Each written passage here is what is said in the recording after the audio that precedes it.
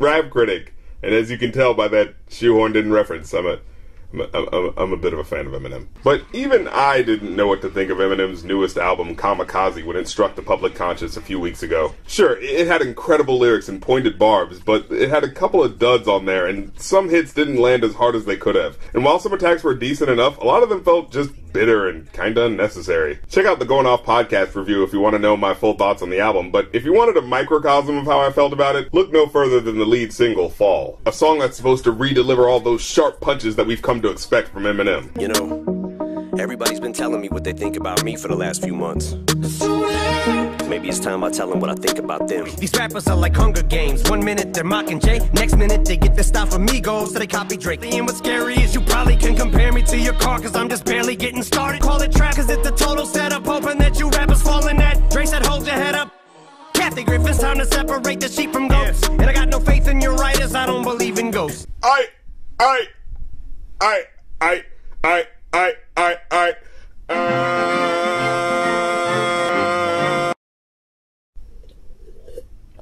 Okay, I'm good. Let's keep going. So yeah, Eminem is definitely bringing his A game with some of these punchlines. And unlike most songs which talk about haters but usually reference them in a vague, generic sense, in this song, oh, we get some specifics. And then tell the Grammys to go and themselves. They suck the blood from all the biggest artists like some leeches, so they nominate them, get them there, get a name to MC to show every parasite needs a host.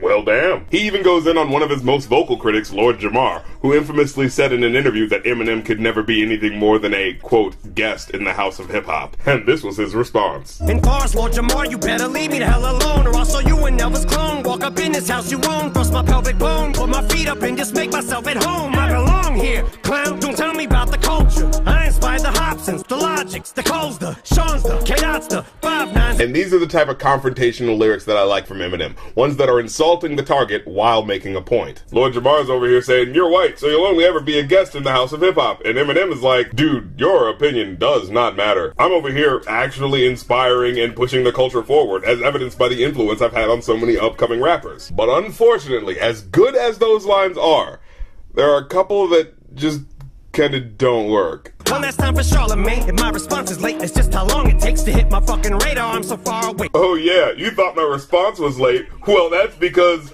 I'm like really far away. I sure showed you. Also, some people said it's a reference to Rap Radar, but so how does that actually address the issue that Charlemagne brought up, that some of Eminem's references and responses are sometimes dated? Like that time on Rap God where he took a strange tangent about that Ray J and Fabulous beef from 2 years prior that, like, no one remembered. Somebody tell Button before I snap, he better fasten it, or have his body bag and zip. The closest thing he's had to hits a smacking bitches. And I'd give him points for using his diss to Joe Budden to call out his domestic abuse charges, but, I mean... But if I can't battle the women, how the f*** am I supposed to bake him a cake then? Eminem is not the guy to shame others for not respecting women. And then, of course, there was this line. Tyler, create nothing, I see why you call yourself a bitch. It's not just cause you lack attention, it's because you worship the 12 balls. You're sacrilegious. And, I mean, I guess. You could definitely make the argument that he was doing the sort of Eminem shock rap stuff before, but Tyler hasn't really relied on shock rap for his aesthetic for, like, at least the last 2 albums he put out. So again, you're late on that critique. And I think it bears being brought up. Are you still really using the F word? And you can't even use the excuse that it's just an insult you use for anyone you don't like in that instance, because the punchline is directly about him being an F word. And yes, I am saying F word instead of the actual word because, I mean, look, we both probably shouldn't even be saying it anyway, but, you know, YouTube's algorithm with the whole demonetizing anything that references people's orientation, it's stupid. Of course, Eminem's uncensored video on YouTube also edited out that one word. But of course, in his case, he could have completely avoided that by, you know, not taking cheap shots and, like, actually addressing Tyler's critique, which he doesn't really. If you're gonna critique me, you better at least be as good or better. Get all the hood is wetter, whatever his name is to help you put together some words, more than just 2 letters. And no one's ever accused Tyler, the Creator, or Earl Sweatshirt of being simplistic rappers, so that retort doesn't even work. And apparently the reason behind this diss is because Tyler said in an interview that if you still follow Eminem, you drink way too much Mountain Dew and probably need to, like, come home from the army.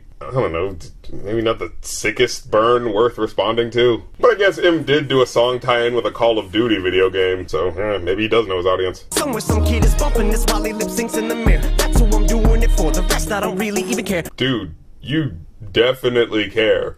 Because if you didn't, you wouldn't be responding to disses and interviews from over 2 years ago that are honestly kind of pedestrian. And maybe I wouldn't mind all these inconsistent lyrics as much if the beat work matched his intensity, but it doesn't. It's just one cold little synth line warbling around while Justin Vernon's hook sounds like the world's first audio recording of a ghost in a haunted house. Can't hear it coming down the hallway, stands from a parking lot. It's too loud. What's too loud? I certainly hope you're not referring to the beat, because, well, it's not exactly a banger, man. It's sort of quiet and reserved. And as for the actual chorus, Don't follow my faith. Don't follow my faith. No. like, okay, let me just tell you how I feel. Just off the rip, the dude says, "Don't fall on my face," and then repeats the same phrase, but replaces face with faith. And I'm sorry, I just can't shake the fact that the word faith sounds exactly like the way you would say face if you fell on your face and busted your lip. Don't fall on my face. Oh, whoa, whoa.